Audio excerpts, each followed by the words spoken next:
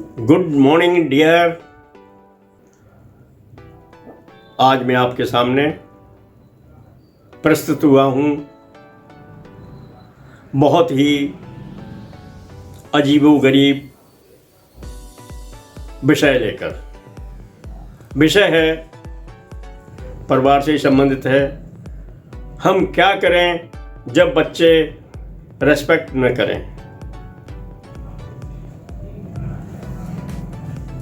बड़ा सवाल, अटपटा सा लगता है वैसे।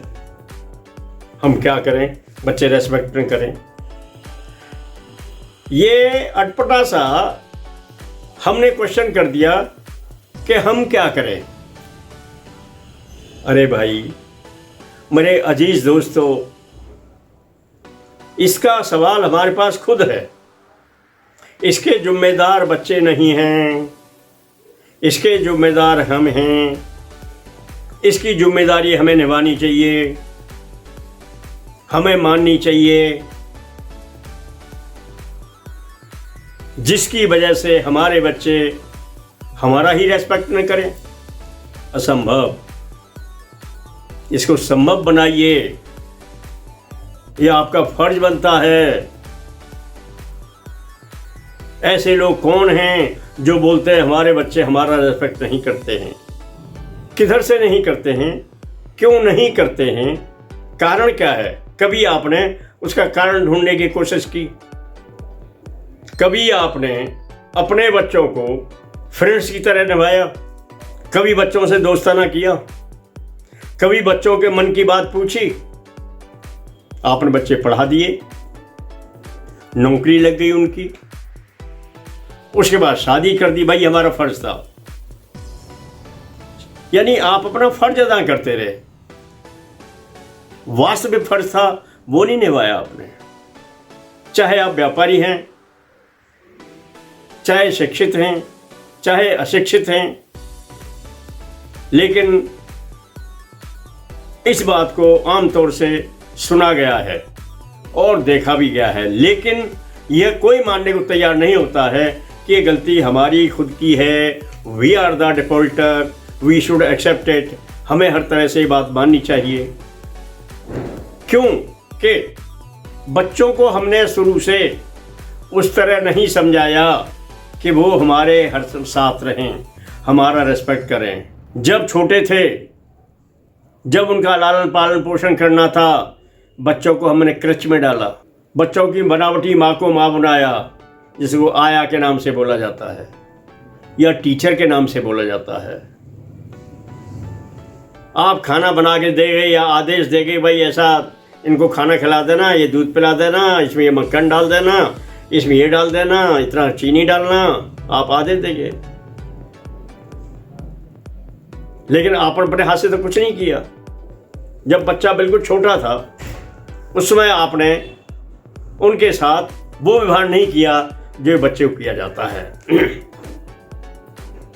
बच्चे बड़े हो गए, स्कूल जाने लगे, सुबह नाश्ता बना दिया, रख दिया, उसके बाद आए, ट्यूशन चले गए। आप ड्यूटी कर रहे हैं, आपको पता ही नहीं बच्चा कहाँ पर है, क्या कर रहा है। शाम को आए, आप हारे थके आते हैं, चाय पी, हाँ भाई खाना खा लिया, बच्चों को पूछ लिया, खाना खिला दिया, बस खत्म।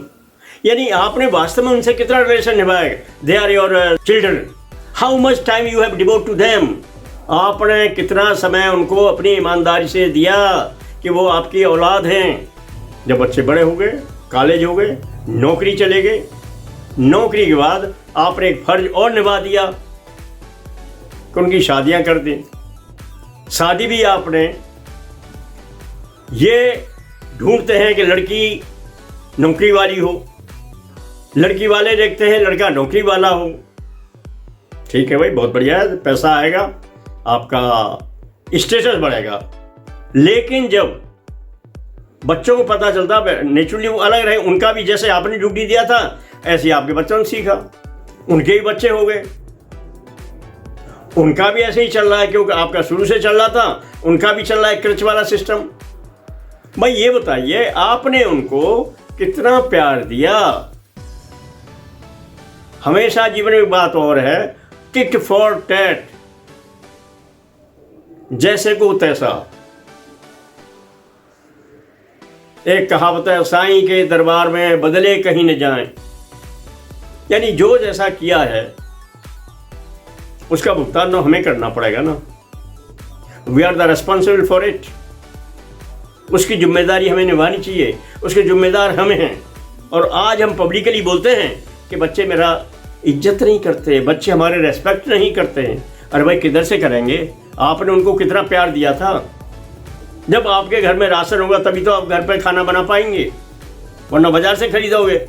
तो राशन का मतलब, मेरा ये कहने का तात्पर्य है कि आपने अपनी औलाद को कितना प्यार दिया था, कितना डिवोशन किया आपने उनके साथ में। आज आप उनसे मांग रहे हैं, उन्होंने कुछ नहीं किया है। They do nothing, they are following you.